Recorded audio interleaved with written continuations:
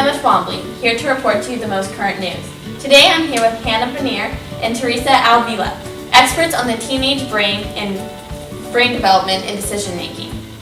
Thank you so much for having us. We are so glad to be here. Okay, well, can you both share with us your most recent findings? Yes, a lot of people that have little knowledge on the subject tend to think that our brain is a whole. We have found that different brain regions control different decisions we must take. We have 4 regions to be exact. I found the page Serendip Studio that explains the different functions. The frontal lobe associates with reasoning, parietal lobe associated with movement, occipital lobe associated with visual processing, and temporal lobe associated with perception. All the regions are different than others, but are all very valuable and all play important roles in our life. Most people know teens do not make the best decisions, but there is now some actual science to back that up. In an article written by the American Academy of Child and Adolescent Psychiatry, scientists have identified a specific region of the brain called the amygdala, which is responsible for instinctual reactions.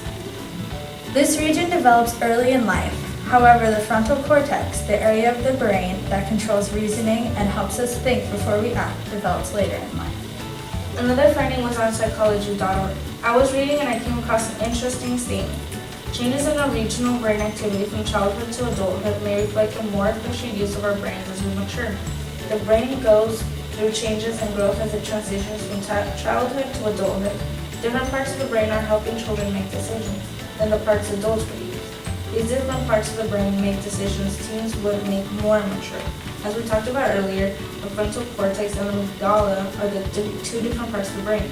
Teens and children's brains work more on emotion and impulse, where adults are able to think about the consequences on the long run. Well, this is all very informative. So basically what you're saying is that because teens' brains haven't fully developed and some parts mature faster than others, the decisions they make are based more on their natural instincts than pure reason and thought. Exactly. Okay, well science is always good information, but for our viewers, do you have some actual real-life examples? Well, throughout history, it has been shown that this was a constant. Let's take Shakespeare's play Romeo and Juliet for an example.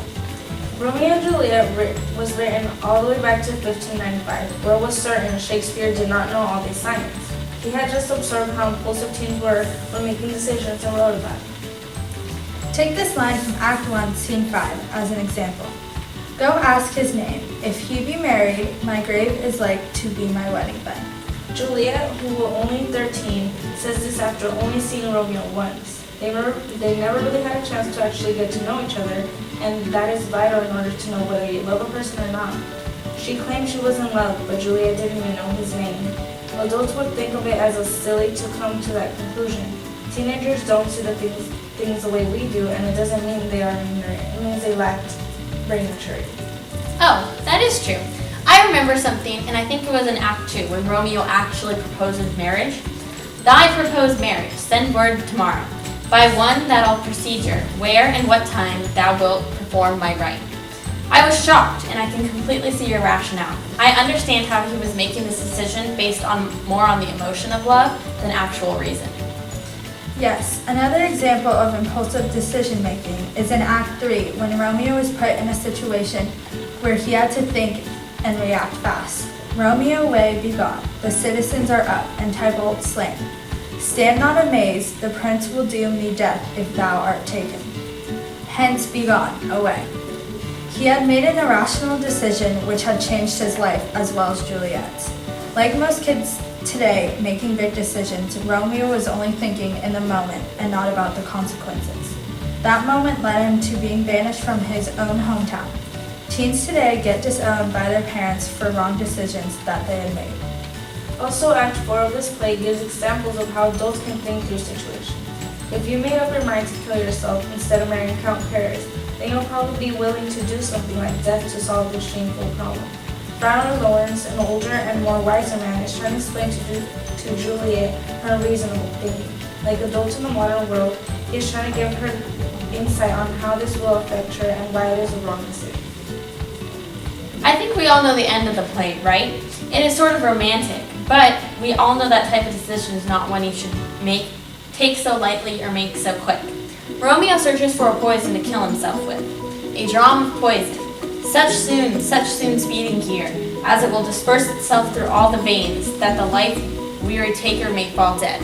He killed himself, and because of that, Juliet ended up killing herself.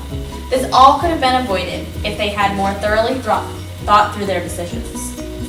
We took this knowledge to the streets to see if this was true in our modern teens. We talked to people of all ages and asked them the simple question: do you believe in love at first sight?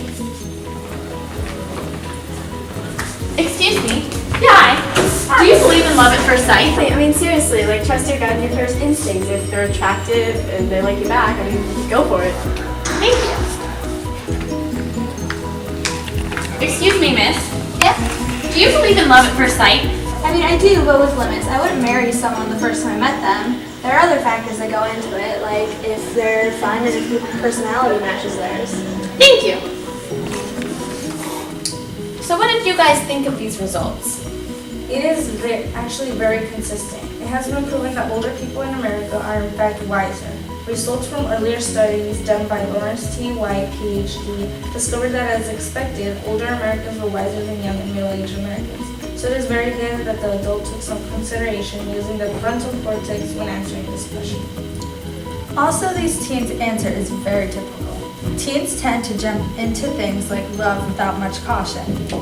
They would rather the reward, which in this case would be the attractiveness, than the risk.